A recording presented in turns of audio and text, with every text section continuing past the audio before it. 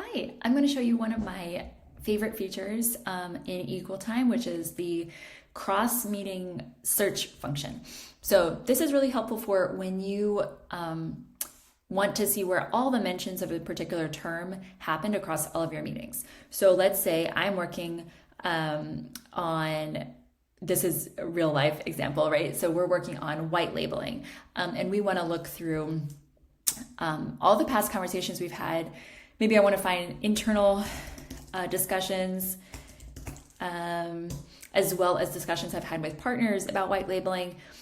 Then I'm going to go, sorry, I did that a little bit fast, but you just go up here, you click on the search function in your side, and then it will return all the meetings where I have discussed white labeling.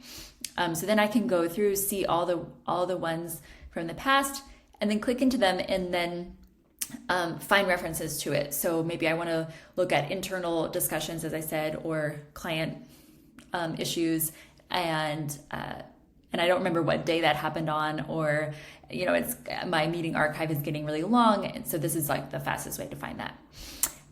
Hope that's helpful, and let us know in the comments. Thanks.